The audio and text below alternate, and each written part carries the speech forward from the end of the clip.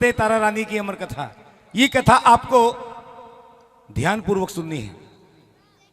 बीच बीच में कुछ प्रश्न पूछे जाएंगे। जो सबसे पहले हाथ उठाकर उत्तर देगा उसको महारानी के चरणों से खजाना मिलेगा। बोले सच्चे दरबार की। एक बार सभी बोलेंगे, जय श्री दुर्गे आद भवानी, जय श्री दुर्गे आद। ऐसे बोलना है जैसे घर के अंदर बोलती हो, सास के साथ, बहू के साथ, ऐसे ही बोलना है। जय श्री दुर्गे आद भवानी, जय श्री दुर्गे आद। जय जयकार करो मैया की, आओ शरण भवानी की। प्रेम से बोलो, मिलकर बोलो, जय दुर्गे महारानी की। जय जय दुर्गे महारानी की जय। जय आदिशक्ति भवानी की जय आदिशक्ति। जय जय दुर्गे महारानी की जय। जरा प्रेम से बोलो, सारे बोलो, मिलकर बोलो, बच्चे बोले, बड़े भी बोले, पीछे वालों कुछ करके खा लो। आवाज नहीं आई। सच्चे दरबार की, शेरा वाली मैया की। पंजाब प्रांत की बात है। एक नगर में स्पर्श नाम के एक राजा राज्य किया करते थे। राजा सुबह और शाम मां भगवती की पूजा आराधना किया करते थे। उनके राज्य में किसी प्रकार की कोई कमी नहीं थी। कमी थी तो बस राजा के यहां कोई संतान नहीं थी। एक रोज राजा ने मां भगवती के चरणों में मां से प्रार्थना की। मां से कहा, मां तूने मुझे सब कुछ दिया मगर एक संतान नहीं दी। बोले सच्चे दरबार की। उसी रात मां ने राजा को सपने में दर्शन दिए। कहा कि राजन, मैं तुम्हारी भक्ति से प्रसन्न हूं और मैं तुम्हें एक नहीं 2 वरदान देती हूं। तुम्हारे यहां 2 संतान होंगी। बोले सच्चे दरबार की। सुबह उठकर राजा ने अपनी रानी से स्वप्न के बारे में जिक्र किया। कहा कि रानी, मुझे दर्शन दे गई मां, मुझे दर्शन दे गई मां। कल रात सोते सोते, कल रात सोते सोते, फिर बीती रात सारी, फिर बीती रात सारी। मां से बात होते होते, मां से बात होते होते। राजा ने कहा, रानी रात मैंने मां को सपने में देखा है। मां ने मुझे वरदान दिया है, हमारे यहां एक नहीं 2 संतान होंगी। बोले सच्चे दरबार की। 1 साल के बाद रानी ने सुंदर सी कन्या को जन्म दिया। पूरे राज्य में खुशियां मनाई, मिठाइयां बंटवाई। राजा ने पंडित जी को बुलवाया। पंडित जी ने आकर कन्या को देखा, कन्या की जन्म कुंडली देखी। राजा ने कहा, पंडित जी जल्दी से इस कन्या का नामकरण कीजिए, ये मेरी आंखों का तारा है। बोले सच्चे दरबार की। पंडित जी ने कहा, राजन ये कन्या आपकी आंखों का तारा नहीं, पूरे नगरवासियों की आंखों का तारा है और इसीलिए इस कन्या का नाम आज से तारा है। सच्चे दरबार की। 2 साल के बाद रानी ने दूसरी कन्या को जन्म दिया। पहली कन्या के मुकाबले दूसरी कन्या का रंग सांवला था और उसके मुख पर चेचक के दाग थे। रानी कन्या को देखते ही डर गई। तुरंत राजा को बुलवाया। राजा भी कन्या को देखकर हैरान रह गए। पंडित जी को बुलवाया। पंडित जी ने आकर कन्या को देखा, कन्या की जन्म कुंडली देखी, चक्कर काट रही है। पंडित जी ने कहा, राजन जितनी जल्दी हो सके इस कन्या को अपने राज्य से कहीं दूर भेज दो। यदि ये कन्या आपके राज्य में रही तो आपका राज्य नष्ट हो जाएगा। राजा ने कहा, पंडित जी बड़ी कन्या के मुकाबले छोटी कन्या का रंग सांवला और भाग्य भी अलग, ऐसा क्यों? पंडित जी ने कहा, जो बड़ी कन्या उसका नाम तारा है। जो छोटी कन्या आपके नगर में आई है, आपके घर में आई है, इसका नाम है रुकमन। दोनों सगी बहनें हैं। शाप के कारण आपके नगर में आई है। राजन आओ, हम तुम्हें इन दोनों बहनों के पिछले जन्मों की कुछ कथा बताते हैं। एक जन्म में दोनों बहनें इंद्र के दरबार में नृत्य किया करती थी। बड़ी का नाम छगन, छोटी का मगन। एक रोज वहां पर एक ऋषि आ गए। सभी देवता अपना स्थान छोड़कर खड़े हो गए, मगर ये दोनों बहनें नृत्य करने में इतना मगन थी, इनको मालूम नहीं रहा वहां पर कौन आ गया। ऋषि ने इनको शाप दिया कि जाओ मृत्युलोक में जाओ और वहां पर जाकर अपना जीवन व्यतीत करो। बोले सच्चे दरबार की। मृत्युलोक में आने के बाद छोटी बहन ने कपिला गाय के रूप में जन्म लिया। जंगल में चरती फिर रही थी, प्यास के कारण व्याकुल थी। एक ऋषि तपस्या में बैठे हुए थे, बराबर में जल का भरा हुआ कमंडल रखा हुआ था। जैसे ही कपिला गाय ने कमंडल को मुंह लगाया, कमंडल गिर गया। ऋषि की तपस्या भंग हो गई। ऋषि ने क्रोध में आकर बराबर से रखा हुआ चिमटा उठाया और उस कपिला गाय को मार दिया। बोले सच्चे दरबार की। फिर दोनों बहनों ने एक राजा के घर जन्म लिया। बड़ी का नाम तारा, छोटी का रुक्मन। दोनों बहनें मां भगवती की बहुत अच्छी पुजारन थी और दोनों बहनें धीरे धीरे बड़ी होने लगी। बोले सच्चे दरबार की। एक रोज दोनों बहनों ने एकादशी का व्रत रखा। बड़ी बहन तारा ने कहा, छोटी बहन रुक्मन की बाजार चली जाओ, आज दोनों ने व्रत रखा है, फल आहार लेकर आओ, व्रत खोलना है। छोटी बहन बाजार गई। बाजार में जाकर देखा एक दुकान पर लाल रंग की वस्तु के पकौड़े बन रहे थे। छोटी बहन का मन ललचा गया, वहीं से पकौड़े लिए और खा लिए। वो नहीं जानती थी वो किस चीज के पकौड़े हैं। बड़ी बहन के लिए फल लिए घर पर आ गई। बड़ी बहन को फल दिए। बड़ी बहन तारा ने कहा, छोटी बहन रुक्मन के तुम्हारे हिस्से के फल कहाँ हैं? छोटी बहन कहने लगी कि बाजार के अंदर एक दुकान पर लाल रंग की वस्तु के पकौड़े बन रहे थे, मन ललचा गया, वहीं से लिए और खा लिए। मैंने अपना व्रत वहीं पर खोल लिया। बोले सच्चे दरबार की। तारा समझ गई वो किस चीज के पकौड़े थे। वो मांस मछली के पकौड़े थे जो तलकर सजाए हुए थे। बड़ी बहन तारा ने कहा कि तूने नीचों का कर्म किया है, तूने मांस के पकौड़े खाकर अपना ईमान धर्म भ्रष्ट किया है। जा, मैं तुझे शाप देती हूं, छिपकली की जूनी में जाएगी और कीड़े मकोड़े मांस खाते फिरेगी। छोटी बहन रोने लगी, गिड़गिड़ाने लगी, बहन मैं तेरी छोटी बहन हूं, मुझे शाप मत दे। बड़ी बहन तारा ने कहा, तूने नीचों का कर्म किया है। छोटी बहन ने बड़ी बहन के पैर पकड़ लिए और रो रो कर कहने लगी, मेरी बहन तारा ये क्या हो गया, अनजाने में व्रत भंग हो गया। जब छोटी बहन इतना रोने लगी, गिड़गिड़ाने लगी, बड़ी बहन को दया आ गई। कहा, यदि तूने छिपकली वाला जीवन किसी अच्छे कार्य में लगाया तो तुझे फिर से मनुष्य जूनी मिल जाएगी। बोल सच्चे दरबार की। छिपकली की जूनी में जाने के बाद छोटी बहन रुक्मन अपनी मुक्ति का मार्ग ढूंढ रही है। एक नगर में राजा पांडवों ने एक मंदिर बनवाया। उस मंदिर के अंदर मां भगवती की मूर्ति स्थापित की, एक विशाल यज्ञ रचाया, एक भंडारा कराया, सभी को न्योता दिया, सभी ऋषि मुनियों को भी न्योता दिया। एक ऋषि हुए हैं दुर्वासा ऋषि। किसी कारणवश उनके पास न्योता नहीं पहुंचा, निमंत्रण पत्र नहीं पहुंचा। मैं क्रोध में आ गए, अपने आप से बातें करने लगे कि विघन डालूंगा।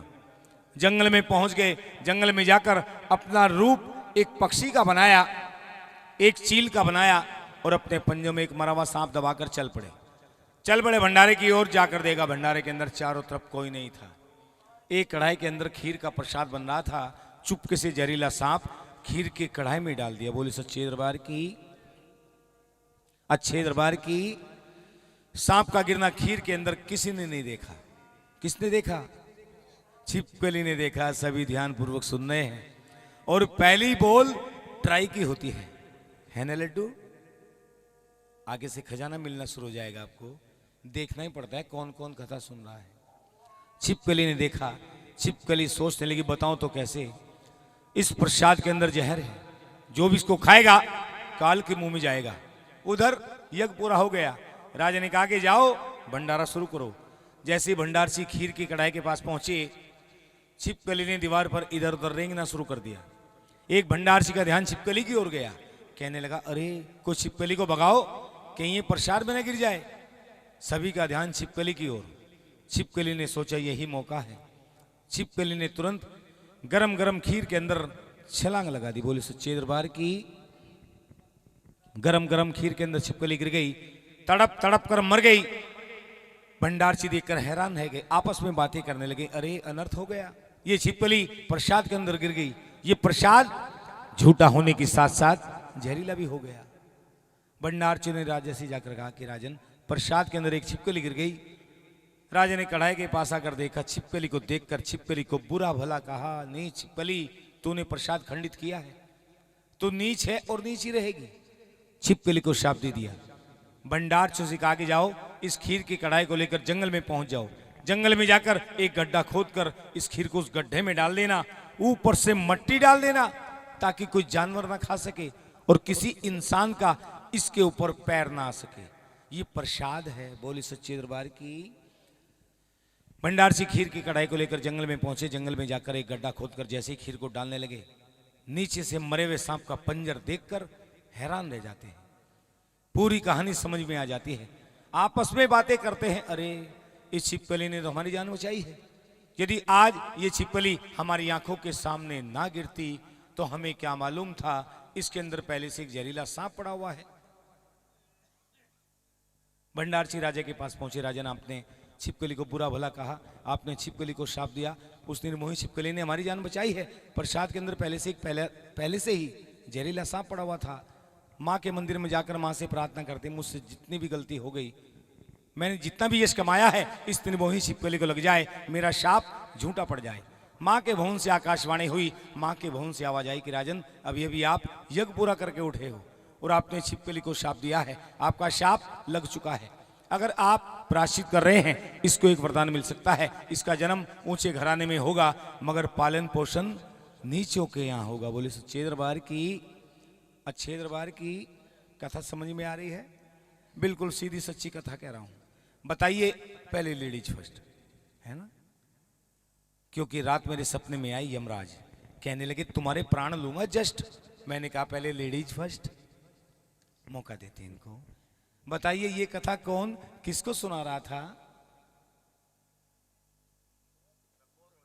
आप तो मुझे ऐसे देख रहे जैसे मैं किसी चिड़ियाघर से भाग कर आया हूं। ऐसा तो नहीं लग रहा। ये कथा कौन किसको सुना रहा था? यहां तो मैं सुना रहा हूं, यहां तो मैं सुना रहा हूं। कौन किसको सुना रहा था? आ जाओ, एक जनी आ जाओ।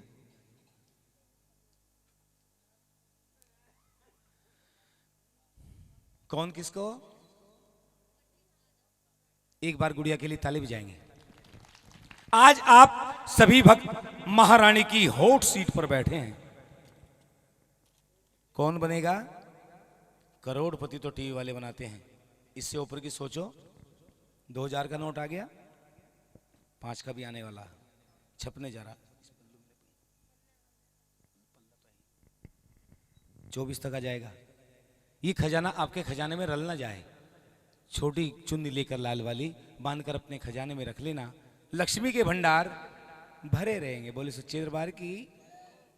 सारे उत्तर आपने नहीं देने, औरों को भी चाहिए खजाना। सच्चे दरबार की। ये कथा पंडित जी सुना रहे थे। पंडित जी ने कहा ये वही कन्या है, ये वही कन्या है शाप के कारण आपके नगर में आई है। जितनी जल्दी हो सके इस कन्या को अपने राज्य से कहीं दूर भेज दो। राजा ने कहा कैसे दूर भेज दो अपने कलेजे के टुकड़े को? पंडित जी ने कहा उपाय हम बताते हैं। एक लकड़ी का बक्सा बनवाओ, उसे हीरे जवाहरात से जड़ दो, मखमल का गद्दा बिछाओ, कन्या को उसमें लिटाओ, पानी में बहा दो। जहां पर इसका भाग्य होगा पहुंच जाएगी राजन, ये जिंदा रहेगी। इसका पालन पोषण कहीं और होना है। सच्चे दरबार की। राजे ने ऐसे ही किया। लकड़ी का बक्सा बनवाया, हीरे जवाहरात से जड़ दिया, मखमल का गद्दा बिछाया, कन्या को उसमें लिटाया, पानी में बहा दिया। बक्सा बहता हुआ जा रहा है। एक नगर से दूसरे नगर से होता हुआ कई नगर पार कर चुका। एक नगर में जाकर किनारे पर अटक गया। सुबह का वक्त, भोर का वक्त, पंडित जी स्नान करने के लिए आए। दूर से देखा आज तो किनारे पर जगमग जगमग हो रही है। पास जाकर देखा बक्सा है, ऊपर सोना चांदी हीरे जवाहरात जड़े हुए हैं, अंदर न जाने क्या होगा। पंडित जी ने बक्सा पकड़ने का प्रयास किया, बक्सा उनसे दूर जाने लगा। पंडित जी आगे बढ़े, बक्सा पकड़ने लगे, बक्सा और दूर जाने लगा। पंडित जी पानी के अंदर नहीं गए क्योंकि पंडित जी को तैरना नहीं आता था और पानी का बहाव भी तेज था। वो लालच बुरी बला है। दूसरे किनारे पर एक भील, जिसका काम था मछली पकड़ना और बेचना, अपना जाल डाले हुए था। पंडित जी ने भील को आवाज लगाई, ए भील भैया चले किधर आना। भील ने सोचा और दिन तो पंडित जी कहा करते थे हमसे दूर, यदि तुम्हारी परछाई हमारे ऊपर पड़ गई तो हमें स्नान करना पड़ेगा। आज पंडित जी बुला रहे हैं, क्या बात है। भील पंडित जी के पास पहुंचा। पंडित जी प्रणाम। पंडित जी ने कहा देखो भील, पानी के अंदर बक्सा बहता हुआ जा रहा है, उसे निकाल कर लाओ, जो कुछ होगा आधा आधा बांट लेंगे। बोले सच्चे दरबार की। अच्छे दरबार की। लड्डू गोपाल की। देखो छोटे छोटे बच्चे मन के सच्चे, ये ढेर सारी अरदासें आ रही हैं महारानी के चरणों में। ये समय इनका सोने का है, मगर जहां बच्चे वहीं काम अच्छे। एक बार की बात, एक स्कूल में आग लग गई। एक स्कूल में आग लग गई, सारे बच्चे खुश, आहा मजा आ गया, स्कूल में आग लग गई। कई दिनों को बस्ता रखा गया सच्चे दरबार की, अच्छे दरबार की। एक इतना बड़ा लड्डू एन मैन सैन ऐसा ही चुपचाप बैठा बस एक तरफ, और बच्चे कहेंगे हाँ भाई तू भी खुश हो, स्कूल में आग लग गई, कई दिनों को बस्ता रखा गया। कहने लगे यार तुम बात तो समझ नहीं रहे, मास्टर जी तो बाहर ही रह गए, अगर अंदर होते तो महीने को काम होगा था यारी। सच्चे दरबार की। हाँ, हंस कर बैठे महारानी के चरणों में, और माँ के सामने कभी भी रोते हो ना जी, वरना एक थप्पड़ मारे, क्यों रो रहा, मैं हूं ना। और बाप के सामने कभी भी हंसते हुए ना जाइयो, वरना वो भी रसीद कर देंगे, क्यों दांत पाड़ रहा। सच्ची बातें हैं और अच्छी बातें हैं सच्चे दरबार की। कहां तक पहुंच गई कथा में?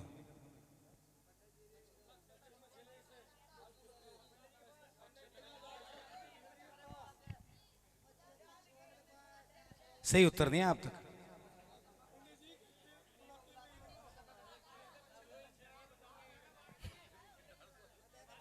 ये बात है चश्मे वालों को और घूंघट वालों को कोई भरोसा नहीं होता। आ जाओ आ जाओ, आधा आधा बांट लेंगे, खजाने ले जाओ भैया, ऐसी बात नहीं है, दरबार का खजाना हर किसी को नहीं मिलता, और ये तो प्रभु श्री राम के चरणों से लगकर आ रहा है। अच्छे दरबार की, और मैया का भी साथ है। आओ, जो कुछ होगा आधा आधा बांट लेंगे सच्चे दरबार की। भील ने छलांग लगाई, बक्सा पकड़कर बाहर ले आए। जैसे बक्से को खोला, बक्से के अंदर सांवले रंग की कन्या अपने पैर का अंगूठा पकड़कर चूस रही है। भील ने देखा बक्से के अंदर कन्या है, पंडित ने देखा बक्से के अंदर कन्या है। पंडित जी कहने देखो भील, बक्सा पहले मैंने देखा है, इसलिए पहली मांग मेरी है। भील ने कहा पंडित जी पहली मांग आपकी है, मगर ये कन्या मेरी झोली में डाल दीजिए। पंडित जी कहने लगे कितना अभागा है, महंगाई के जमाने में कन्या को मांग रहा है। भील ने कहा पंडित जी मेरे यहाँ को संतान नहीं है, और जिसके यहाँ को संतान नहीं होती वही जानता है औलाद का दर्द क्या होता है। पंडित जी ने कहा ठीक है, इस कन्या को ले जा, ये हीरे जवाहरात भी ले जा, किसी अच्छे घराने की मालूम पड़ती है, तुझ पर ये कन्या बोझ नहीं बनेगी। बोले सच्चे दरबार की, क्योंकि कन्या अपने भाग्य का लेकर खुद आती है, अपने माँ बाप को अपने भाग्य का ही खिलाती है। भील कन्या को लेकर घर पर आ गया। जैसे भील की पत्नी ने देखा, कहने लगी किसका बच्चा उठाकर लाए हो, किसकी गोद करके आए हो। भील ने पूरी कहानी बताई, किस तरह से कन्या बक्से से यहां तक आई। भील और भील की पत्नी कन्या को पाकर खुश हो गए। बोले सच्चे दरबार की, अच्छे दरबार की। आजकल तो अगर किसी के एक लड़की हो जा, आज दो की तो हवा टाइट हो जा, और जो लड़का हो जाता तो ढोल बजाए, ढोल डीजे। हमारे गुरुजन कहा करते हैं कि पैदा होते ही बोझ लगती है, मगर बेटों से ज्यादा प्यार पाती है बेटियां। माँ बाप का घर होता है इनके हवाले, घर की हर चीज पर अपना हक जताती है बेटियां। बड़ी हुई तो मेहमान बन गई, ये धन किसी के पास नहीं रहता। बड़ी हुई तो मेहमान बन गई, संयोग के बंधन में बंध जाती है बेटियां। अपनी और आपकी बात तो क्या कहूं मदन, ये राजाओं के सर को भी झुकाती हैं बेटियां। ओस की बूंद सी होती है बेटियां, स्पर्श अगर खुरदरा हो तो रोती है बेटियां। अरे बेटा तो एक कुल को रोशन करेगा, मगर दो दो कुल को रोशन करती हैं बेटियां। पूरे गांव में शोर मच गया, पूरे गांव में रुक्का पड़ गया, भील क्या कन्या आई, भील क्या कन्या आई। फिर कहने लगे इस कन्या का नाम रखना चाहिए, कुछ नाम रखने लगे, कोई नाम सुझाई नहीं दिया। फिर आपस में बातें करने लगे। जब पूरे गांव में शोर मच गया, पूरे गांव में रुक्का पड़ गया, इस कन्या का नाम रुक्को रख दो। क्या रख दो? हाँ, रुक्को। पहले से नाम हुआ करते थे, रुक्को, फुल्लो, बुद्धो, हरज्ञानी, राम प्यारी, है ना। सच्चे दरबार की। आजकल तो 1.5 अक्षर का नाम है, रिंकी, चिंकी, पिंकी, रिया। कन्या का नाम रुक्को रखा। रुक्को धीरे धीरे बड़ी होने लगी, और इतनी बड़ी हो गई कि विवाह के योग्य हो गई। जब कन्या विवाह के योग्य हो जाती है तो सबसे ज्यादा चिंता किसको रहती है? माँ बाप तो होते ही हैं, माँ को चिंता रहती है सबसे ज्यादा। भील की पत्नी कहने लगी कोई अच्छा सा लड़का देखकर कन्या के हाथ पीले कर दो। भील लड़का देखने के लिए निकल पड़े। एक नगर में गए, लड़का समझ में नहीं आया। दूसरे नगर में गए, वहां पर बात नहीं बनी। भील निराश होकर वापस आ रहे थे, रास्ते में भील के एक मित्र मिले। मित्र ने कहा कहो क्या हाल है, कहां से आ रहे हो? भील ने कहा कन्या के लिए लड़का देखने के लिए गया था, कहीं पर बात नहीं बनी। मित्र कहने लगा लड़का मैं बताता हूं, हिमाचल प्रदेश हरिपुर हजारा जिला कांगड़ा, भीलों की बस्ती में चले जाओ तुम्हें लड़का मिल जाएगा। बोले सच्चे दरबार की। भील उसी नगर में चले गए। लड़का सुंदर था, काम अच्छा था, रुक्को की शादी तय हो गई। यहां तक कि रुक्को के घर भील की बारात आ गई। बोले सच्चे दरबार की। जब लड़की वालों के यहाँ बारात जाती है तो सबसे पहले बाराती वहां जाकर क्या करते हैं? नाश्ता करते हैं। शर्म की बात नहीं, धर्म की बात है। नाश्ता करते हैं। नाश्ते के बाद इन्हें खाने पीने की बात याद आ रही। उनके नाश्ते के बाद खाना। जय माता दी, हद कर दी आपने भी। हाँ, सेवल, जयमाला, फेरे और फिर विदा। रुक को विदा हो रही है, अपनी मां से मिल रही है, अपने पिता से मिल रही है, रो रही है बाबुल मैं नहीं जाऊंगी। जो चावल पीछे को डालती जाती है, ए बाबुल तेरा घर आंगन हमेशा खुशियों से भरा रहे। बोले सच्चे दरबार की। और जाते जाते रो रो कर एक ही बात कह रही है, इतनी जल्दी है क्या, रोक ले मुझको मां, मेरा बचपन तो जाने दे, अब लगा ले गले आंचल के तले, कुछ दिन तो बिताने दे मेरी मां, कुछ दिन तो बिताने दे। रो रही है, रो रो कर कह रही है, किसकी बाहों में झूलूंगी झूला, कौन लोरी सुनाया करेगी, कौन लोरी सुनाया करेगी। रूठ जाती हूं हर बात पे मैं, कौन मुझको मनाया करेगी, कौन मुझको मनाया करेगी। धन पराया सही, रीति क्यों है यही, क्यों न बेटों को जाने दे, अब लगा ले गले आंचल के तले, कुछ दिन तो बिताने दे मेरी मां, कुछ दिन तो बिताने दे। सच्चे दरबार की। रुक को इस तरह विलाप करते करते, जय हो महाराज जी, जय हो। जवाब नहीं आपका ब्रह्मदत्त शर्मा जी। और देखिए भाग्य की बात, जिस नगर में रुक को सच्चे दरबार की क्या कह रहे, आजकल तो अगर किसी मेरी बेटी या बहन की शादी हो, स्विफ्ट डिजायर गाड़ी दरवाजे पे आके खड़ी हो जाएगी। ना मां से मिलना, ना पिता से मिलना, ना सगे संबंधियों से मिलना, दो सहेलियां होंगी, एक इधर से पकड़ेगी दूसरी इधर से पकड़ेगी, खिड़की खोले धूम भीतर, खिड़की बंद शीशा तार के। और जब बेटी विदा होती है तो सबसे ज्यादा कौन रोता है? हाँ, सबको पता मां रोए, क्योंकि मां दिखा के रोए। शादरा के अंदर हमारे एक मित्र हैं, उनकी लड़की की शादी थी, 5 भाइयों में अकेली बहन, और वो भी आज शाम को विदा हो जाएगी। दिन के दिन की शादी थी, मैं भी गया हुआ था। मैंने जाकर देखा मम्मी पापा भैया सब परेशान हो रहे। एक लड़की है खिलौना सी, 5 भाइयों में एक लड़की खिलौना सी, और वो भी आज शाम को विदा हो जाएगी। घर सोना सोना सा हो जाएगा। सच्चे दरबार की। लड़की देखी, लड़की अपने सहेलियों के साथ में खुश हो रही। मैंने सोचा विदाई का समय आएगा तब रोएगी। विदाई का समय हुआ, मम्मी रो रही, पापा रो रहे, भैया रो रहे, जो उसके साथ में लड़ते थे वे भी लुक के छुप के जिन्ने के नीचे बढ़कर रो रहे, जिन्ने के नीचे। देख के मुझे भी रोना आया। लड़की देखी, लड़की अपने सहेली के साथ में खुश हो रही। मम्मी को बड़ी शर्म आई, कहने लगा रो चाहे झुट्टो ही रो, ये मोहल्ले वाले क्या कहेंगे, हंस के नहीं जा करते।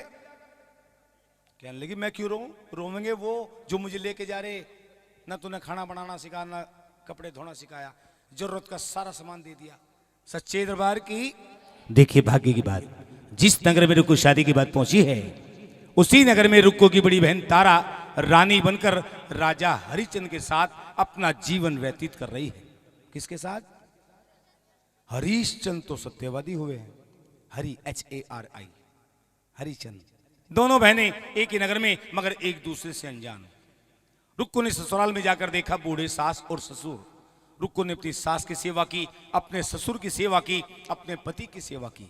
और बहू का फर्ज भी होता है अपने सास ससुर की सेवा करना, अपने पति की सेवा करना। बोले सच्चे दरबार की। कुछ रोज के बाद रुक्को के ससुर भगवान को प्यारे हो जाते हैं। रुक्को की सास कहने लगी, बेटी न जाने कल क्या वक्त है, जहां पर मैं नगर के अंदर सफाई का कार्य करने जाती हूँ, महलों के अंदर, तुझे सभी स्थान दिखा कर आती हूँ। रुक्को की सास रुक्को को लेकर पूरे नगर में घुमाकर घर पर आ गई। बोले सच्चे दरबार की। अच्छे दरबार की। एक हफ्ता बीता होगा, 10 दिन बीते होंगे। रुक्को की सास थारा बोला मर गई, कटीराड़, सख्त बीमार होगी, सख्त चलना फिरना बस का नहीं रहा उसके, इन्होंने जिंदगी को ही मार दी।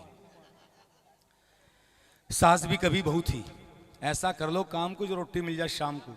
और आजकल की बिटिया तो सोचती भी यही है, ससुराल में जाकर या तो सास चंगी होवे वरना दीवार पर। रुक्को की सास बीमार पड़ गई। रुक्को ने अपनी सास की इतनी सेवा की, इतनी सेवा की, अगर उसकी सगी बेटी भी होती वो भी इतनी सेवा नहीं करती जो उसने एक बहू होकर अपनी सास की सेवा की। और जब कोई बहू सास की सेवा करेगी तो सास क्या कहेगी? आशीर्वाद देगी, बेटी दूधो नहाओ, पूतो फलो, अल्लाह चब्बे गुच्छा, आज से सब घर बार तेरा, मुझे क्या चाहिए, 2 वक्त की रोटी, पहनने को कपड़ा। इतनी सेवा के बाद रुक्को की सास ठीक हो गई। एक रोज रुक्को सफाई का कार्य करते करते महलों के सामने पहुंच जाती है। दरवाजे पर खड़ी हो जाती है, देखती है महलों के अंदर भक्त लोग बैठे हैं, न जाने किस देवता की पूजा कर रहे हैं, सामने आग जला रखी है। रुक्को दरवाजे पर बैठ जाती है। महलों के अंदर रानी तारा भक्तों के साथ मिलकर मां का कीर्तन कर रही थी। और भजन कीर्तन सुनते सुनते रुक्को को वहीं पर दरवाजे पर बैठे बैठे नींद आ जाती है। सच्चे दरबार की। रानी तारा मां की सच्ची पुजारन थी। नवरात्रों के पावन दिनों में मां के व्रत रखा करती थी। साल में नवरात्रे कितनी बार आते हैं? 4 बार। 2 बार प्रत्यक्ष रूप में जिनको हम जानते हैं हम मनाते हैं, और 2 बार अप्रत्यक्ष रूप में, गुप्त रूप में, जिनका लेख शास्त्रों के अंदर है। रानी तारा नवरात्रों के पावन दिनों में मां के व्रत रखा करती थी। यहां पर कितने भगत है जो नवरात्रों के पावन दिनों में मां के व्रत रखते? जा रहे एक हाथ उठाना। अजी नहीं है, ठीक है, नीचे कर लीजिए।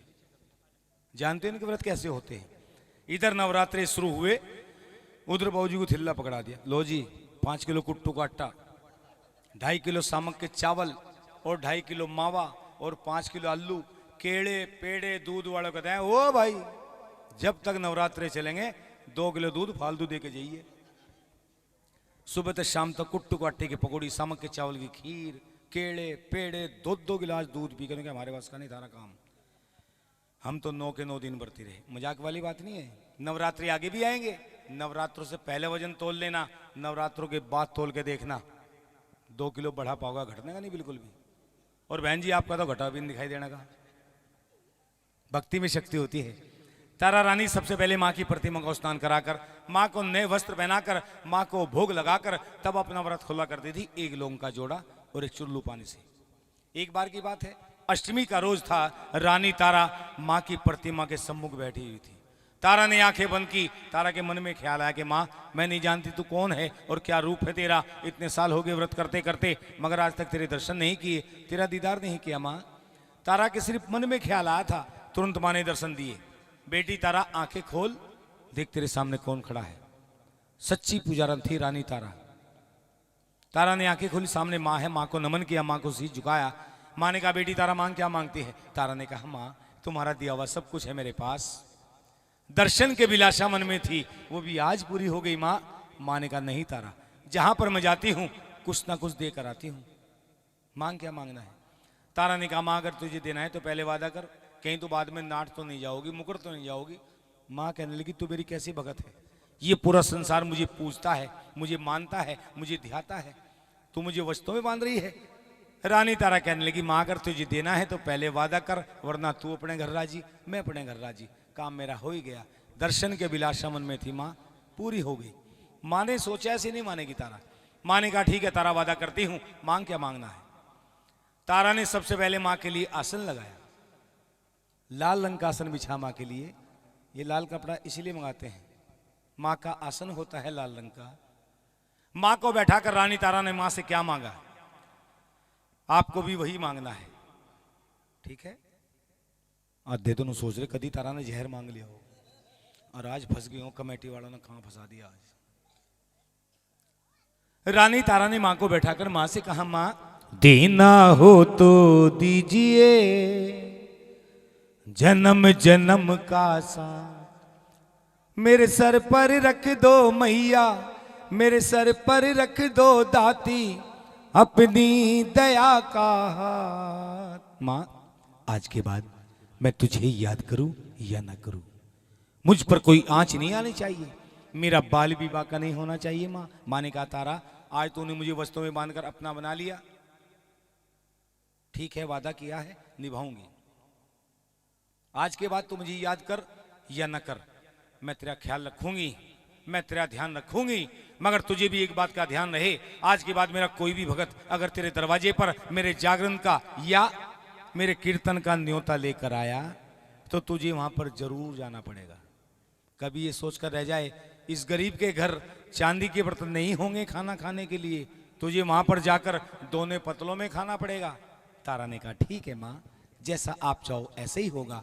इतना कहकर माँ अंतर ध्यान हो गई। बोल सच्चे दरबार की। फिर रानी तारा ने माँ की प्रतिमा को भोग लगाया। भोग लगाने के बाद से भक्तों को प्रसाद बांटा। प्रसाद बांटते बांटते जैसे ही तारा दरवाजे पर पहुंची, वहां जाकर देखती यहाँ पर कौन सो रहा है। आवाज लगाती है, हे बहन कौन है तू और कहां से आई है। रुक्को की आंखें खुलती है, कहती है, रानी जी मैं आप ही के नगर में रहती हूँ, भीलों की बस्ती में रहती हूँ, मेरा नाम रुक्मण है और प्यार से मुझे रुक्को कहते हैं। सच्चे दरबार की।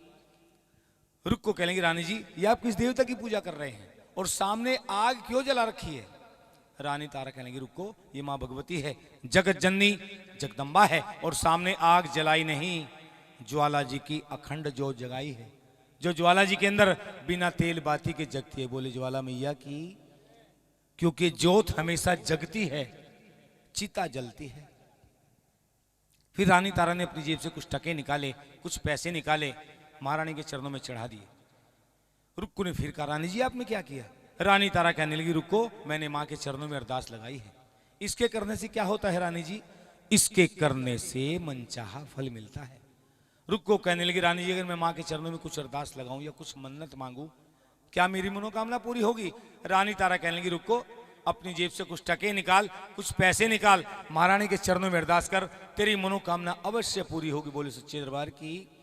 रुक्को ने अपनी जेब से पहले चांदी का टका हुआ करता था सिक्का, वो निकाला, माँ के चरणों में अरदास लगाई। माँ से कहा, माँ अगर तूने मुझे बेटा दिया तो मैं तेरा जागरण करवाऊंगी, अगर मुझसे जागरण भी ना हो सका तो मैं तेरा कीर्तन जरूर करवाऊंगी। माँ से अरदास लगाकर माँ की लाडली माँ से कह रही है, हो पूजू कंजिका में लोकेड़ा मनाऊं, मैया जी मैनू लाल बख्श दो, तेरी गोद फूलो भरी मेरी गोद खाली, माँ कुल का चिराग दे दे मेरी जोता वाली, माँ आऊं बार बार शीश नवाऊं, मैया जी मैनू लाल बख्श दो। उधर रुक्को ने महारानी के चरणों में अपनी नेक कमाई से अरदास लगाई।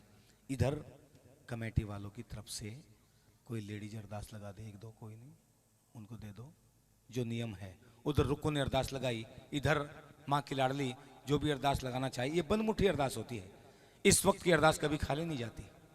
सच्चे दरबार की देवी मैया की, क्योंकि ये सुबह का वक्त है, ये भोर का वक्त है, इस वक्त माँ खुले खुले दर्शन देती है। पहले लेडीज की अरदास आ जान दो, है ना, उनके हाथ से दुआना पहले।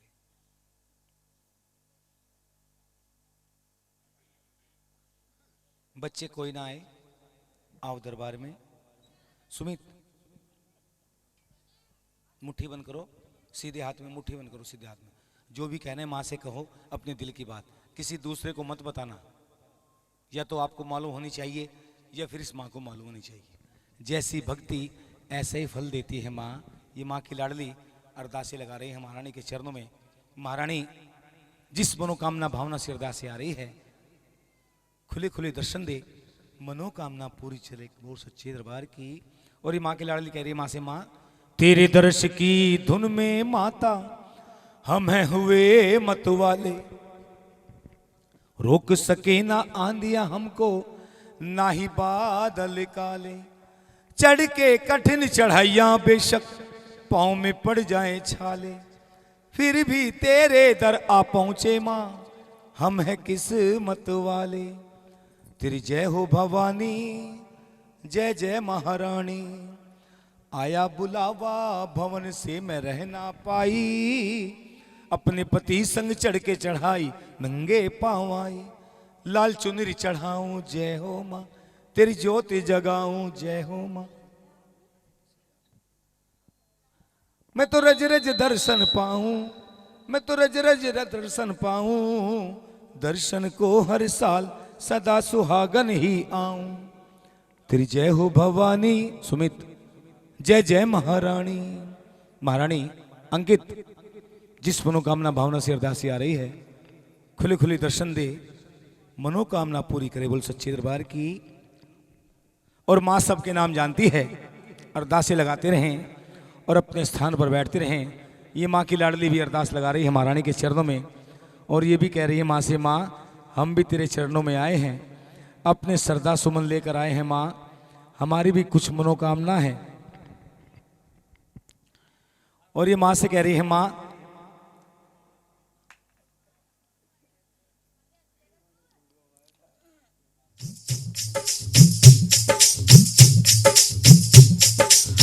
मन की मुरादें पूरी कर माँ, दर्शन करने को मैं तो आऊंगी, दर्शन करने को मैं तो आऊंगी। तेरा दीदार होगा मेरा उद्धार होगा, तेरा दीदार होगा मेरा उद्धार होगा। हलवे का भोग मैं लगाऊंगी, दर्शन करने को मैं तो आऊंगी।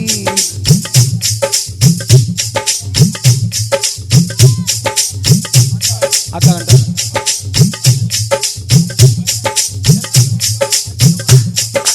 ये माँ की लाडली अरदास से लगा रही हैं, और ये भी कह रही है माँ से, माँ छोटी छोटी कन्याओं को भोग लगाऊं भक्ति भाव से, तेरा जगराता कराऊं मैं तो माँ बड़े चाव से। लाल ध्वजाले करके मैया, लाल ध्वजाले करके मैया, तेरे भवन पे लहराऊंगी, दर्शन करने को मैं तो आऊंगी। तेरा दीदार होगा मेरा उद्धार होगा, हलवे का भोग मैं लगाऊंगी, दर्शन करने को मैं तो आऊंगी। महारानी जिस मनोकामना भावना से खुले खुले दर्शन दे, मनोकामना पूरी करे। और ये भी माँ की लाडली आई है अरदास लगाने के लिए, ये भी माँ से कह रहे हैं, माँ मुरादे पूरी कर दे हलवा बांटूंगी, माँ मुरादे पूरी कर दे हलवा बांटूंगी। ज्योति जगा के सर को झुका के, ज्योति जगा के सर को झुका के दर पे आऊंगी, मैं मनाऊंगी आऊंगी आऊंगी। माँ मुरादे पूरी कर दे हलवा बांटूंगी, माँ मुरादे पूरी कर दे हलवा बांटूंगी। संतों महंतों को बुला के घर में कराऊं जगराता, पहाड़ा वाली घर में कराऊं जगराता। सबकी ही सुनती हो विनती माँ, मेरी भी सुन लेगी माता, पहाड़ा वाली मेरी भी सुन लेगी माता। झोली भरेगी कष्ट हरेगी, झोली भरेगी कष्ट हरेगी, दर पे आऊंगी मैं मनाऊंगी आऊंगी आऊंगी। माँ मुरादे पूरी कर दे हलवा बांटूंगी, माँ मुरादे पूरी कर दे हलवा बांटूंगी। माँ मुरादे पूरी कर दे मुरादे, पूरी कर दे, पूरी कर दे, पूरी कर दे। सच्चे दरबार की। रुक्को ने अरदास लगाई, अरदास लगाकर अपने घर पर आ गई। 1 साल के बाद रुक्को ने एक बेटे को जन्म दिया। बेटे की खुशी में रुक्को ये भूल गई तूने माँ के चरणों में अरदास लगाई थी, मन्नत मांगी थी, मनोकामना पूरी हो गई, मगर माँ का कीर्तन, माँ का जागरण कराना भूल गई। बेटा 1 साल का हो गया, रुक्को को याद नहीं आया। बेटा 2 साल का हो गया, रुक्को को तब भी याद नहीं आया। अच्छा, धन्यवाद, सम्मान कर रहे हैं। यहां तक कि बेटा 5 साल का हो गया। माँ ने सोचा रुक्को को याद दिलाना चाहिए। माँ ने तुरंत अपनी योगिनी को आदेश दिया, लंगरवीर से कहा के जाओ रुक्को को याद दिला कर आओ। लंगरवीर कौन है? कौन है लंगरवीर? हुलूमान नहीं, नु क्या हुलूमान? श्री हनुमान जी बालाजी महाराज कहते हैं कि बल में अगर बलवान ना होते, लिए गदा हाथ में महान ना होते, विजय श्री राम ना होते, अगर श्री हनुमान जी ना होती। कलयुग के अंदर अगर भूत प्रेत की काट है तो वो है बालाजी के धाम। बोली बालाजी महाराज की, बालाजी महाराज की। चलो दर्शन को मेहंदीपुर चलिए, जहां बालाजी का दरबार है, तेरे संकट वहीं कट जाएंगे, वो तो संकट के काटनहार हैं। मां की योगनिया रुक्को के घर गई, रुक्मन के घर गई। रुक्को का बेटा दरवाजे के बाहर खेल रहा था। मां की योगनिया घूम कर चली आई। बोले सच्चे दरबार की। रुक्को का बेटा उसी दिन से बीमार पड़ गया। रुक्को ने अपने बेटे को डॉक्टरों को दिखा, वैद्यों को दिखा, हकीमों को दिखा, कोई आराम नहीं हुआ। बेटे के मुख पर छोटी छोटी फुंसियां निकल गई। एक रोज रुक्को के बेटे ने अपनी आंखें बंद कर ली। रुक्को रोने लगी, मेरे बेटे को क्या हो गया, ये मेरे बेटे को क्या हो गया। किसी बुजुर्ग महिला ने कहा, रुक्को तेरे बेटे को तो माता निकल आई है, क्या तूने कोई मन्नत मांगी थी? रुक्को को फिर भी याद नहीं आया। बोले सच्चे दरबार की। कौन सी माता निकल आई, क्या नाम है उस माता का? सुबह के वक्त पूजते हैं, भोर के वक्त पूजते हैं, पूड़े बनाकर पूजते हैं। माई। कौन सी माई? बड़ी माई और फुलका माई और अनेकों नाम धर दिए शीतला माता के, जिसे जानो सारी पर बोल लो वारी। शीतला माता की, जिसे सेड़ी साते भी कहे। रुक्को को फिर भी याद नहीं आया। अपने बेटे को गोद में उठाया, दौड़ पड़ी महलों की ओर। महलों में जाकर रानी तारा से कहा, रानी जी, रानी जी, ये देखिए मेरे बेटे को क्या हो गया। रानी तारा ने कहा, रुक्को तेरे यहाँ बेटा हुआ है, फिर तो तूने माँ का कीर्तन या माँ का जागरण भी करा दिया होगा। कीर्तन जागरण का नाम सुनते ही रुक्को को याद आ गया। कहने लगी, रानी जी मुझसे गलती हो गई, मुझसे भूल हो गई। रानी तारा कहने लगी, रुक्को गलती तुझसे हुई है और भूल भी तुझसे हुई है, ये तो माँ की लीला है, अब तो माँ ही जाने। अपने बेटे को गोद में उठा और माँ के मंदिर में ले जा। रुक्को ने अपने बेटे को गोद में उठाया, दौड़ बड़ी मंदिर की ओर। मंदिर में जाकर महारानी के चरणों में अपने बेटे को लिटा दिया। माँ से रो रो कर फरियाद कर रही है, माँ से रो रो कर कह रही है, माँ तूने मुझे एक बेटा दिया, वो भी मुझसे छीन लिया। रो रही है, विलाप कर रही है और वहीं पर बेहोश हो जाती है। बोले सच्चे दरबार की। उधर माँ के गले में एक फूलों का हार पड़ा हुआ था। उस हार के अंदर से एक फूल टूटकर बच्चे के ऊपर गिरता है और बच्चा महारानी के चरणों में खेलने लगता है। बोले सच्चे दरबार की। सुबह के वक्त पंडित जी मंदिर में आते हैं, आकर देखते हैं यहाँ पर कौन पड़ा है बेहोश। पास जाकर देखते हैं तो रुक्मण है। आवाज लगाते हैं, रुक्को, ए रुक्मण उठ, यहाँ पर क्यों पड़ी है। रुक्को को होश आता है। होश में आते कहते, पंडित जी ये माँ नहीं, पत्थर की मूर्ति है, इसने मुझे एक बेटा दिया, वो भी मुझसे छीन लिया। पंडित जी ने घूम कर देखा, रुक्को तो पागल हो गई है, वो देख तेरा बेटा महारानी के चरणों में खेल रहा है। रुक्को ने दौड़कर अपने बेटे को गोद में उठाया और सीने से लगा लिया। बोले सच्चे दरबार की। अच्छे दरबार की। माँ भगवती दया दान देती है, मुर्दों में जान, मुर्दों में जान, मुर्दों में जान देती है। बेटियां भी महान होती है, मम्मी की जान पापा की शान, मम्मी की जान होती है। पंडित जी कहने लगे, रुको तेरे यहां पर मां का कीर्तन नहीं होगा, तू भीलों की बस्ती में रहती है, तेरा खान पान अशुद्ध है, 5.25 रुपए यही मंदिर में दे जा, तेरे नाम की जोत बत्ती यहीं पर कर देंगे। रुको कहेंगे पंडित जी मैंने माँ के चरणों में अरदास लगाई थी, मन्नत मांगी थी, मनोकामना पूरी हो गई है मेरी, मुझे अपने घर आंगन में माँ का कीर्तन कराना है।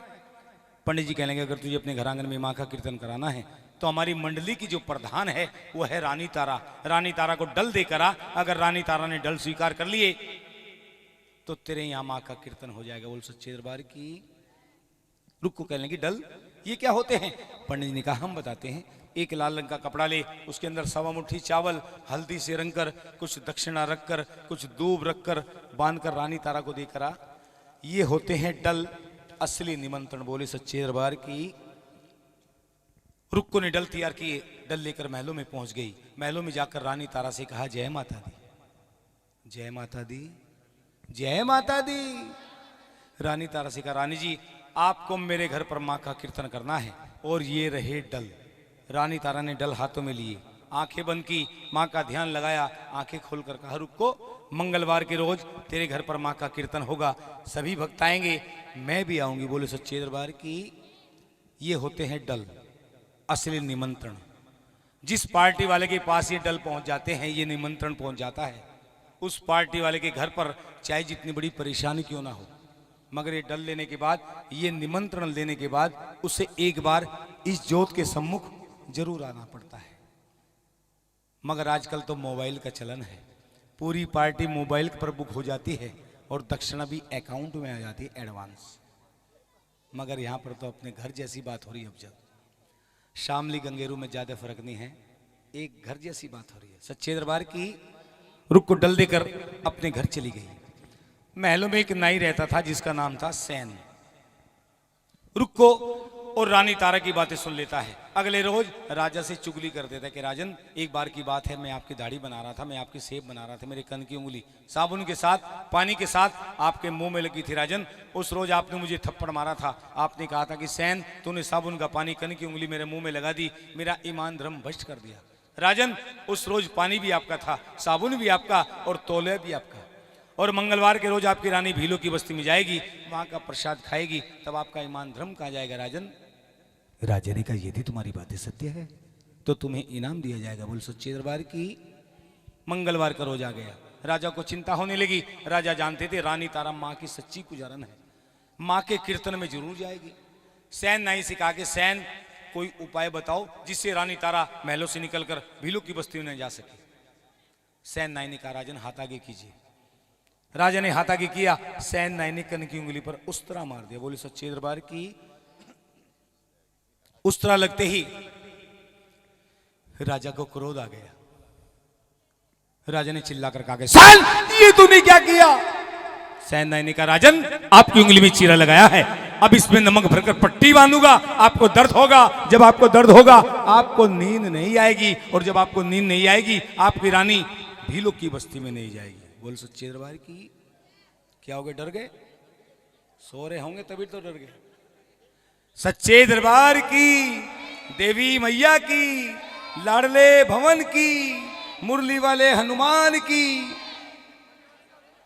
देखे मुरली वाले हनुमान सोटे वाले होते हैं, मगर काम दोनों का बजने का है। मुरली भी बजती है और सोटा ही बजता है दुष्टों पर।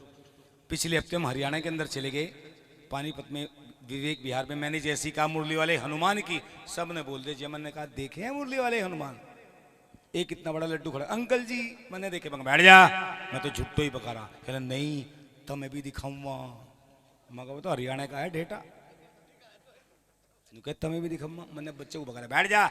सुबह दिखाई आरती के बाद, जक्कत का क्या बकाना, छा का क्या बढ़ाना, एक लोटा पानी और से ही भर के ले गिलास। सुबह आरती होती सारे मेरा कुर्ता खींच रहे, अंकल जी चलो। मैंने कहा भाई कहाँ लेके जाएगा? कहने लगा आज तुम्हें मुरली वाला हनुमान दिखाना। मेरी उंगली पकड़ के पहले तो गांव के 2 चक्कर काटे, गांव के बाहर ले गया। एक आदमी 2 सिड्डी बांध के अपने घर की पुताई कर रहा था। कहना देखो अंकल जी यो है मुरली वाला हनुमान। मैं कहने लगा बेवकूफ बनाने को मैं ही पा। कहना नहीं इसका नाम मुरली है, अरे यो हमारे गांव की रामलीला में हनुमान का रोल करे, यो है मुरली वाला हनुमान। मैं कहने लगा तू इसे किस रो जाने? कहना मेरा पापा ही तो यो। हंसकर बैठे महारानी के चरणों में, मुंह ना चढ़ा के बैठो। मुंह चढ़ाने को तुम्हारा यार वही बहुत है, रमेश गड्डी, रिक्शा की बोड्डी बनावे वो, हमने नाम ही गड्डी रख दिया उसका। परसों मिल गया, मैंने कहा और भाई रमेश क्या हाल है, नाक तो चढ़ा ली माथे पे, कह लगा बस यार ठीक है, बस यार ठीक है देवेंद्र, बच्चे पाल रहे। मगर हम कौन सा सुअर पाल रहे, हम भी बच्चे पाल रहे। हाँ कभी हंस भी लिया करो। योगा में जाते हैं, वजह होनी चाहिए हंसने की कुछ। योगा में जाते हैं, मैं भी जाता हूँ, खाम खा सैल फूक रहे, हा हा हा हा हा, वजह होनी चाहिए हंसने की, अंदर से आती है। सच्चे दरबार की राजा पट्टी बांधकर महलों में पहुंचे। महलों में जाकर रानी तारा से कहा कि रानी मेरा सर दबाओ। आज्ञाकारी पत्नी थी, सर दबाने लगी। राजा ने कहा रानी मेरे पैर भी दबाओ। जैसे ही पैरों की इशारा किया, रानी का ध्यान कन की उंगली पर पहुंचा। कहली राजन आपकी उंगली भी क्या हो गया। राजा ने कहा शिकार के वक्त कन की उंगली में तलवार लग गई, रानी मेरे पैर दबाओ। रानी पैर दबाने लगी। उधर भीलों की बस्ती में माँ का कीर्तन शुरू हो गया। जैसे ही ढोलक झांझ मंजूरी की आवाज रानी तारा के कानों में पहुंची, रानी तारा ने तुरंत माँ से फरियाद की, माँ अपनी को लीला दिखा जिससे राजा सो जाए और मैं तुम्हारे कीर्तन में आ जाऊं। माँ ने अपनी लीला दिखाई। एक हवा का झोंका राजा की आंखों पर से गुजर गया। इतने दर्द के बावजूद राजा को नींद आ गई। बोले सच्चे दरबार की रानी अपने स्थान से उठी, दरवाजे पर जाकर देखा पहरेदार, दूसरे पर देखा चौकीदार, चारों तरफ सख्त पहरा। क्योंकि राजा ने पहली रात बोल दिया था कि आज की रात रानी महलों से निकलकर भीलों की बस्ती में जाएगी, जाने मत देना, सख्त पहरा। रानी के ध्यान आया गुप्त द्वार। उसी गुप्त द्वार से दौड़ी जा रही है जय माता दी कहते हुए भीलों की बस्ती की ओर। ये भी नहीं देखा क्या वस्त्र पहन रही है, क्या आभूषण पहन रही है, दौड़ी जा रही है भीलों की बस्ती की ओर। रास्ते में दो चोर देखते हैं, अरे ना जाने कौन नारी आ रही है, अगर आज इसको लूट लेते हैं जिंदगी भर कुछ करना नहीं पड़ेगा। बोले सच्चे दरबार की दोनों चोरों ने रानी तारा को लूटने का पकड़ने का प्रयास किया, मगर रानी तारा उनके हाथ नहीं आई। माँ की भक्ति में लीन जय माता दी कहती भीलों की बस्ती की ओर निकल गई और जल्दबाजी में एक रेशमी रुमाल, पैर की पायल वहीं पर गिर जाती है। चोर पायल को उठाते अंधे हो जाते हैं, छोड़ते हैं दिखने लगता है। रानी तारा भीलों की बस्ती में पहुंच जाती है, माँ की प्रतिमा को नमन करती है, माँ को शीश झुकाती है, माँ से कहती है माँ मैं आ गई हूँ सच्चे दरबार की, अच्छे दरबार की। सारे रिश्ते नाते मैं तोड़ के आ गई, ले माँ तेरी ज्योति को जगाने आ गई, ले माँ तेरी ज्योति को जगाने आ गई। उधर महलों में राजा की आंख खुल जाती है। राजा देखते हैं महलों के अंदर रानी नहीं है। चौकीदार से पूछते हैं, पहरेदार से पूछते हैं, वे मना करते थे, नहीं राजन हमने किसी को भी जाने नहीं दिया, पूरी रात सख्त पहरा रहा। राजा ने सोचा जब पूरी रात सख्त पहरा रहा, रानी गई तो गई कैसे। राजा के ध्यान आया गुप्त द्वार से गई होगी, क्योंकि पहले महलों में गुप्त द्वार हुआ करते थे जिनका पता राजा और रानी को ही हुआ करता था। और खास खास दरबारियों को जो सोफों पर कुर्सियों पर बैठते थे, खास दरबारी। सच्चे दरबार की राजा भी भेष बदलकर उसी गुप्त द्वार से निकल लिए, जाने भीलू की बस्ती की ओर। रास्ते में दोनों चोर देखते कोई आ रहा है, दोनों चोर राजा से कहते तुम कौन हो। राजा ने कहा तुम बताओ पहले तुम कौन हो। चोर कहने लगे हम तो चोर हैं। राजा ने कहा हम भी तुम्हारे से बड़े चोर हैं, तुम्हारी चोरी लगी कि चोरी क्या। एक नारी सोना चांदी हीरे जवाहरात कीमती वस्त्र पहने हुए जय माता दी कहते हुए भीलू की बस्ती की ओर दौड़ जा रही थी। हमने लूटने का पकड़ने का प्रयास किया, हमारे हाथ नहीं आई। जल्दबाजी में रुमाल पायल यहाँ पर गिर गए, उठाते अंधे हो जाते हैं, छोड़ते हैं दिखने लगता है। राजा ने देखा पायल तो रानी की है। राजा ने अपनी जेब से कुछ असरफियां निकाली, चोरों से कहा असरफियां ले लो, ये पायल मुझे दे दो। किधर गई है वो नारी। चोरों ने कहा भीलों की बस्ती की ओर गई है। राजा उसी दिशा में चल देते हैं जिधर से ढोलक झांझ मजूरी की आवाज आ रही थी। जाकर देखते हैं लकड़ी का दरवाजा है, दरवाजा बंद है, दरवाजे के बीच झरोके हैं। राजा लड्डू को मालूम नहीं था, उसमें नकल की और लिख दिया दिल्ली में कुतिया बीमार है, नकल करो अकल से। कौन सच बोल रहा है। राजा दो ही तो उत्तर है, कोई सा तो ठीक होएगा। कर रहे तीरंदाजी, दोनों सच बोल रहे हैं। क्यों? क्योंकि राजा ने अपनी आंखों से देखा मांस का प्रसाद और रानी के लिए वो उसकी मां का प्रसाद है। राजा ने कहा झोली खोलकर दिखा। नहीं राजन ये झोली महलों में खुलेगी। रानी मनी मन कह रही मां आज तो बस बचा ले, आज प्रार्थना करी मनी मन। एक रूप और है इस मां का, काल रात्रि महाकाली का रूप धारण किया, भक्षण किया, अंतर ध्यान सच्चे दरबार की। राजा ने कहा मैंने अपनी आंखों से देखा है मांस का प्रसाद तुझे खाते हुए, झोली खोल कर नहीं राजी नहीं, झोली महलों में खुलेगी। राजा को क्रोध आ गया, राजा ने पल्लू पर झपट्टा मारा, पल्लू फट गया, प्रसाद जमीन पर बिखर गया। मां ने अपनी लीला दिखाई, मांस का प्रसाद पंचमेवे में बदल गया, छुआरे, मखाने, गोला, बादाम, किशमिश। राजा देखकर हैरान रह गए, कहने लगे मैंने अपनी आंखों से देखा मांस का प्रसाद ये पंचमेवे में कैसे बदल गया? या तो तू जादूगरनी है या फिर तेरी माँ जादूगरनी है। रानी कहने लगी राजन यही तो मेरी माँ का पंथ है। राजा ने कहा मुझे भी दिखा अपनी माँ का पंथ। रानी कहने लगी राजन अगर मेरी माँ का पंथ देखना है तो चलो महलों में चलो, महलों में जाकर माँ का दरबार सजाओ, माँ की जोत जगाओ, तुम्हें मेरी माँ का पंथ मिल जाएगा। बोल सच्चे दरबार की, अच्छे दरबार की। ये प्रसाद अभी बंटवाना भैया, बंटवाओ। प्रसाद तैयार है, भोग लग भी गया। हाँ। आप तो बैठ जाओ, आपने लड़के हैं ना, आप बैठो, डोंट वेरी, बी हैप्पी। हाँ, खुश रहा करो। सच्चे दरबार की। जवानी और बुढ़ापा किस तरह से तेवर बदलते हैं। पहले हिल हिल के चलते थे, अब चलने में हिलते हैं। सच्चाई है ये। कोई सी भी खड़ी ना हुई हो। ये जो प्रसाद है, ऐसा करो आराम से निकल जाओ और पहले कन्याओं को देना, ठीक है ना? और ऐसे और ईमानदार से बांटना है प्रसाद, कभी अपनों को ज्यादा दे दें। सारे अपने ही हैं।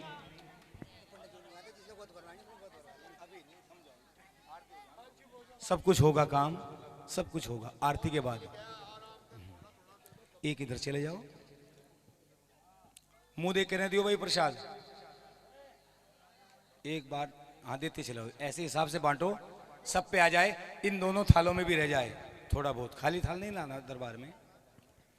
अच्छे दरबार की।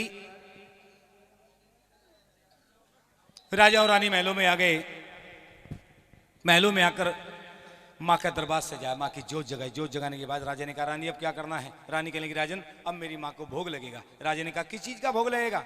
रानी कहने लगी नहीं राजन तुम्हें तो मेरी माँ का पंथ देखना है, आज मेरी माँ को एक बलि कर राजा। राजा ने कहा किस चीज की बलि करनी है? रानी कहने लगी जो भी तुम्हें अपनी जान से भी ज्यादा प्यारी चीज है उसी की बलि कर। राजा को अपनी जान से भी ज्यादा प्यारी चीज क्या थी? नीले रंग का घोड़ा। बच्चों के चक्कर में क्यों पड़ गए तुम? इन्हें तो बाद में दे लेते, बड़ों को देते चले जाओ, इन्हें बाद में उठा के दे दियो, उठा उठा के दे रहे। घुड़साल से घोड़े को बुलवाया, उसके टुकड़े टुकड़े किए, महारानी के चरणों में लाकर रख दिया। सच्चे दरबार की। रानी तारा कहने लगी रुक। रानी तारा कहने लगी राजन ये तुमने क्या किया? एक बेजुबान जानवर को मार डाला राजा, इसका पाप तुम्हें अवश्य चलेगा। अच्छा नहीं किया तुमने।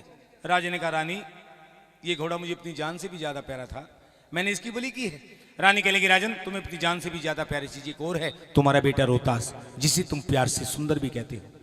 रोहतास का नाम सुनते ही राजा चिल्ला उठे कि रानी तुम मां नहीं तू डायन है। अरे डायन भी एक घर छोड़ देती है, मगर तू अपने इकलौते बेटे को मारने पर तुली है। रानी कह लगी राजन आज रोहतास मेरा बेटा नहीं, वो तुम्हारा बेटा है, बुला अपने बेटे को। राजा और रानी की बातें सुनकर बेटा भी दौड़ा चला आता है। बेटे को देखकर राजा कहते मेरे बेटे मेरे रोहतास, ये देख रानी क्या कह रही है। बेटे ने कहा ठीक है तो कह रही है पिताजी। आज्ञाकारी पुत्र था, हाथ जोड़कर खड़ा हो गया और कहने लगा सामने खड़ा हूं हाजिर, प्रेम से विसार दो, जिन हाथों से पाला पिताजी उन हाथों से मार दो। जिस माता ने रखा मुझको 9 महीने पेट में, उस माता से कह दो दे दे भगवती की भेंट में। थोड़ा सा यो ऋण तो पिताजी, थोड़ा सा यो कर्ज पिताजी मेरी माता का उतार दो, जिन हाथों से पाला पिताजी उन हाथों से मार दो।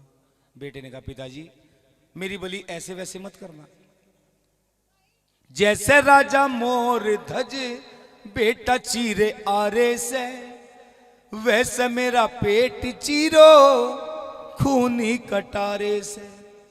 सीने पे चला दो खंजर, सीने पे चला दो खंजर, या ये सर उतार दो, जिन हाथों से पाला पिताजी उन हाथों से मार दो। राजा ने अपनी आंखों पर पट्टी बांधी कुछ न छेड़ो भैया, ये तो छेड़ो ही ना जो तुमने छेड़ दिया। राजा ने अपनी आंखों पर पट्टी बांधी और तलवार चला दी। देख लो रे दुनिया वालों, राजा ने कमाल किया, बांध के आंखों पे पट्टी बेटे को हलाल किया। कि हे बुंदू मीर मेरी आंखों में उजार दो, जिन हाथों से पाला पिताजी उन हाथों से मार दो। बेटे के टुकड़े टुकड़े किए, कढ़ाई में चढ़ा डाला, जलाई आग तो प्रसाद बना डाला। बेटे के मांस का हलवा बन गया, घोड़े के मांस के चने बन गए। राजा ने कहा ले तारा, मना ले अपनी माँ को, रिझा ले अपनी माँ को। रानी कहने लगी राजन इन टुकड़ों को उठाओ, एक कढ़ाई में चढ़ाओ और इनका प्रसाद बनाकर तब लाओ। राजा ने कहा रानी अगर आज मेरा बेटा मेरा घोड़ा जिंदा ना हुआ तो मैं तुझे भी जिंदा नहीं छोड़ूंगा। रानी कहने लगी राजन तुम तो मेरी माँ का पंथ देखना चाहते थे, मेरी माँ का पंथ ऐसे नहीं मिलेगा। खंडे वाली धार है राजा, जैसा मैं कहती हूँ वैसा करो। राजा ने बेटे के मांस के टुकड़े, घोड़े के मांस के टुकड़े कढ़ाई में चढ़ाए, उनका प्रसाद बनाया। रानी के लिए राजा ने इस प्रसाद को 5 थालों में सजा कर लाओ। राजा प्रसाद लेने के लिए भंडारे घर में गए। भंडारे घर में जाकर जैसे कढ़ाई के ऊपर से कपड़ा हटाया और प्रसाद को मेलने लगे। एक परछाई राजा की आंखों के सामने आई, जैसे रोहतास की कन की उंगली हो जिसमें वो हीरे की अंगूठी पहनता था। राजा देखते ही दहाड़ मारकर रो पड़े, हाय मेरे बेटे मेरे रोहतास, मैंने तुझे अपने हाथों से मारा है। उधर रानी इंतजार कर रही है। राजा भंडारे घर में गए थे प्रसाद लेने के लिए, अभी तक नहीं आए। इंतजार देखकर रानी भंडारे घर में जाती है, जाकर देखती है राजा रो रहे हैं। राजा को रोता देखकर रानी कहती है राजन रोना नहीं, यदि तुम्हारी आंख का एक भी आंसू इस प्रसाद के अंदर गिर गया तो ये प्रसाद झूठा हो जाएगा और झूठा प्रसाद मेरी माँ को नहीं लगेगा। राजन राजा रानी से कहेंगे रानी अच्छा नहीं किया तुमने। रानी कहेंगी जैसा मैं कहती हूँ वैसा करो, इस प्रसाद को 5 थालों में सजाओ। पहला थाल उठाओ और मेरी माँ जोतावाली के चरणों में लाकर रख दो। बोले सच्चे दरबार की। राजा ने प्रसाद को 5 थालों में सजाया, पहला थाल उठाया, माँ जोतावाली के चरणों में जा रहे हैं, भरे गले से कह रहे हैं मैं अपने दिल के टुकड़े का जनाजा लेके आया हूं, ये मैंने लाड से पाला, ये मेरे दिल का टुकड़ा है, ये कितना प्यारा सा बच्चा चांद सा इसका मुखड़ा है। ले तारा तारा ले तारा नैन तारे का जनाजा लेके आया हूं। ले तारा मना ले अपनी माँ को, रिझा ले अपनी माँ को। राजा ने पहला थाल माँ जोतावाली के चरणों में लाकर रख दिया। सच्चे दरबार की। रानी कहने की राजन अब दूसरा थाल उठाओ। राजा ने दूसरा थाल उठाया। रानी कहने की राजन ये दूसरा थाल तुम्हारे नीले रंग के घोड़े के लिए है, घुड़साल के अंदर जाओ अपने नीले रंग के घोड़े को खिला कर आओ। राजा दूसरा थाल लेकर घुड़साल के अंदर पहुंचे। नीले रंग का घोड़ा राजा को देखकर हिन हिना कर खड़ा हो गया। बोले सच्चे दरबार की। राजा ने सोचा कि मैं घोड़े के वियोग में मर ना जाऊं। रानी ने इसी रंग का घोड़ा लाकर यहां पर बांध दिया। रानी के पास पहुंचे। रानी कहने की राजन अब तीसरा थाल उठाओ। राजा ने तीसरा थाल उठाया। रानी कहने की राजन ये तीसरा थाल तुम्हारे बेटे रोहतास के लिए है, बुला अपने बेटे को। रोहतास का नाम सुनते ही थाल हाथ से छूटते छूटते रह गया। राजा चिल्ला उठे कि रानी कहां से आएगा मेरा बेटा, मैंने अपने बेटे को अपने हाथों से मारा है। रानी कहने की राजन जैसा मैं कहती हूं वैसा करो, ये तीसरा थाल तुम्हारे बेटे रोहतास के लिए है, बुला अपने बेटे को। राजा तीसरा थाल हाथों में ले रहे हैं, भरे गले से अपने बेटे को आवाज लगा रहे हैं आजा हो मेरे लाडले, मुझे तेरा इंतजार कब से खड़ा हो राह में, तेरा खाना है तैयार। राजा की आवाज सुनकर बेटा दौड़ा दौड़ा चला आता। बोले सच्चे दरबार की। बेटे को देखकर राजा हैरान रह जाते, परेशान हो जाते। मेरे बेटे मेरे रोहतास, मैंने तो तुझे अपने हाथों से मारा था, तू जिंदा कैसे हो गया। बेटे ने कहा पिताजी आपने मुझे मारा कब, जब आपने आंखों पर पट्टी बांधी और तलवार चला दी। आपने तो आंखों पर पट्टी बांध ली, मगर ये तलवार आते आते कितना समय होता है। जब आपने आंखों पर पट्टी बांधी और तलवार चला दी, ये माँ कंजक रूप में आई, छोटी कन्या के रूप में आई और मुझे अपनी गोदी में उठाकर ले गई पिताजी। और पिताजी मैं तो केसर की बगिया में झूला झूल रहा था। काहे की बगिया में, जानते केसर काहे में आता, केसर बोरी में नहीं आता, डब्बी में आवे। यहाँ डब्बी में आवे केसर की बर्फी, केसर का दूध और केसर के रसगुल्ले। ओए होए, मैं तो केसर की बगिया में झूला झूल रहा था और आपका घोड़ा भी मुझे बगिया में घुमा रहा था। राजा ने कहा बेटे तू यहाँ तक कैसे आया? बेटे ने कहा पिताजी जब आप रो रहे थे, माँ ने कहा बेटे तुम्हारे पिताजी रो रहे हैं, चलो मैं तुम उनके पास लेकर चलती हूँ। माँ ने मेरी उंगली पकड़ रखी थी और मुझे लेकर यहाँ पर आ रही थी। माँ का एक पैर दरवाजे के अंदर था, दूसरा पैर दरवाजे के बाहर। आपने आवाज लगा दी आजा हो मेरे लाडले, मुझे तेरा इंतजार। माँ ने मेरी उंगली छोड़ दी पिताजी। राजा ने कहा बेटे माँ अंदर क्यों नहीं आई? बेटे ने कहा पिताजी मैंने माँ से बहुत कहा महलों के अंदर चलो माँ, घर के अंदर चलो माँ। माँ ने कहा नहीं बेटे, तुम्हारे पिताजी ने तुम्हें बुलाया है, मुझे नहीं बुलाया, और बिन बुलाए मैं किसी के यहाँ नहीं जाती। राजा रानी से कहने लगे रानी माँ दरवाजे तक आई और वापस चली गई। एक बार माँ का दर्शन करा दे, माँ का दीदार करा दे, चाहे प्राण पखेरु उड़ जाएं। रानी कहने लगी राजन अब भी तुम्हारे अंदर अहंकार है, अहंकार को त्याग दो, सच्चे मन से मेरी माँ को याद करो, तुम्हें मेरी माँ दर्शन देने के लिए जरूर आएगी। सच्चे दरबार की, अच्छे दरबार की। 15 दोने, 10 कन्याओं के, 9 कन्या एक लोगड़ा और 5 भोग के, 15 दोने मंगाने, किसी को भी एक पूरी।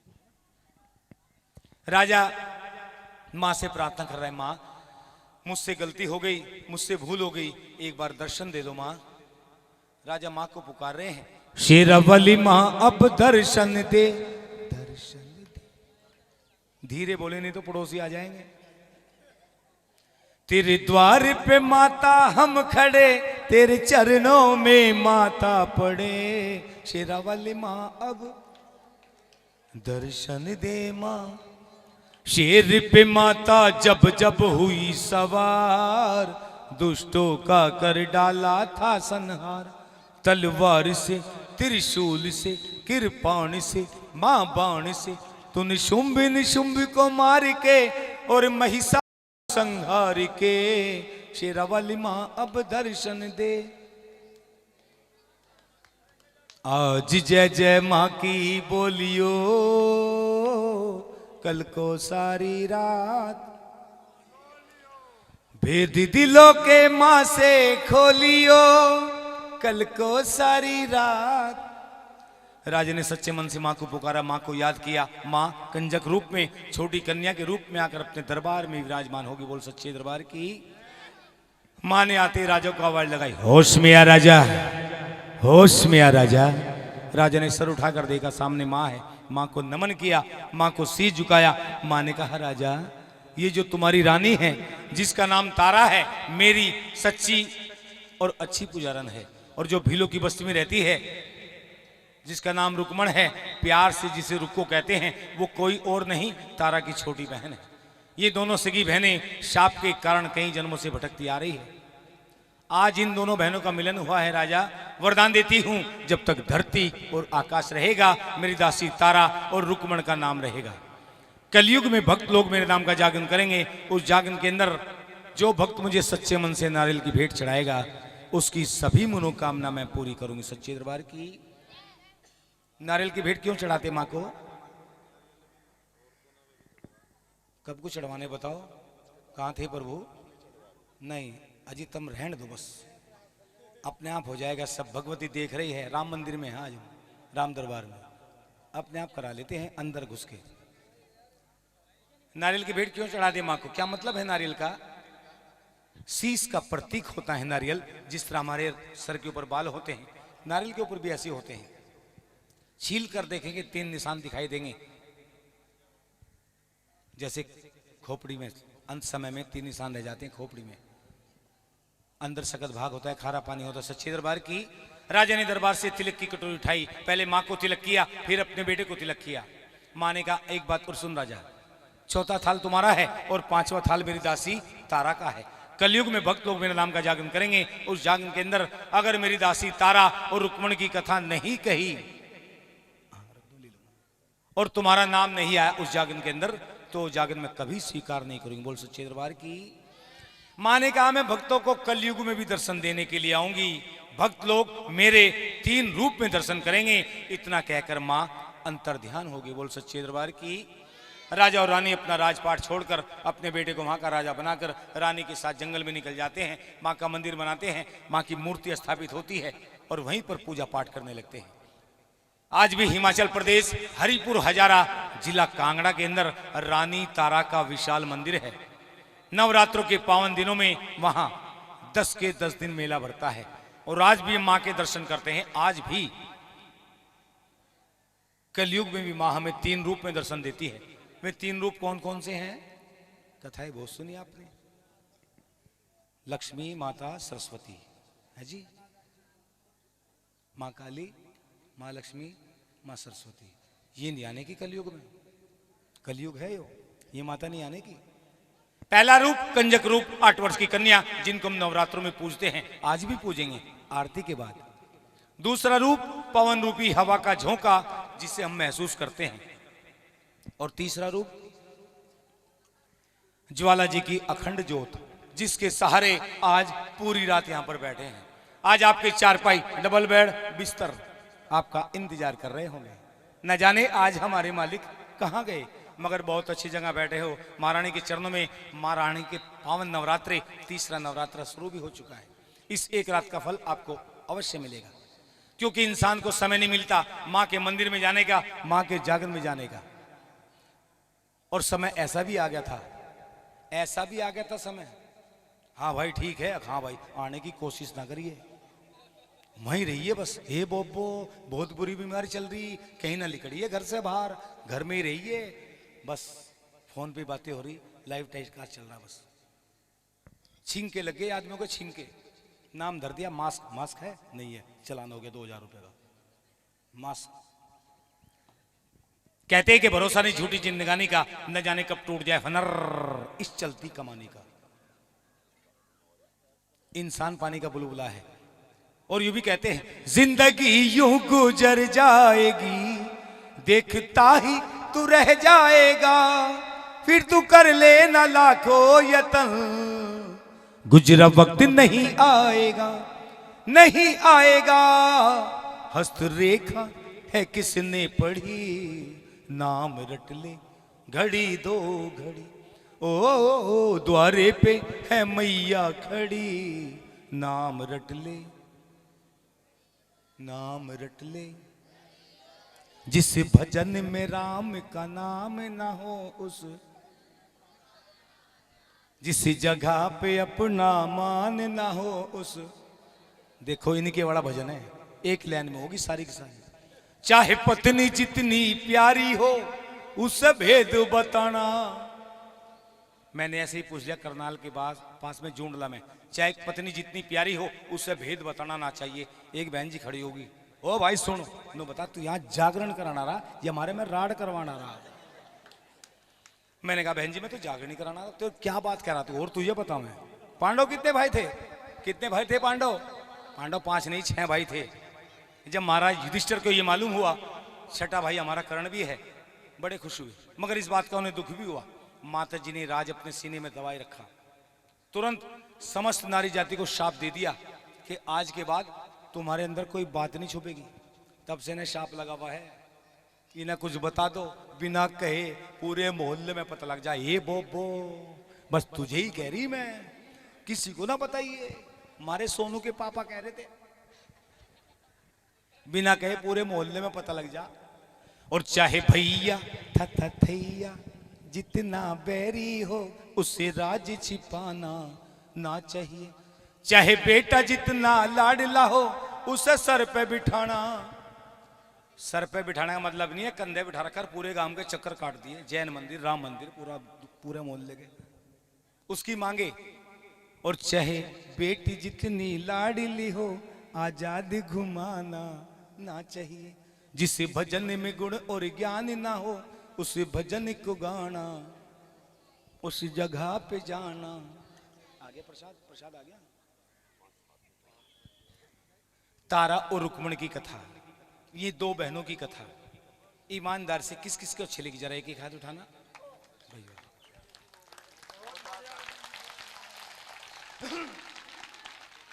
जाने अनजाने में कथा के बीच अगर मुझसे कोई त्रुटि हो गई हो, कुछ भूल हो गई हो, आपका छोटा भाई हूं, बेटा हूं, माफ कर देना। अंकल भी लगता हूं मैं, अंकल भी लगता हूं।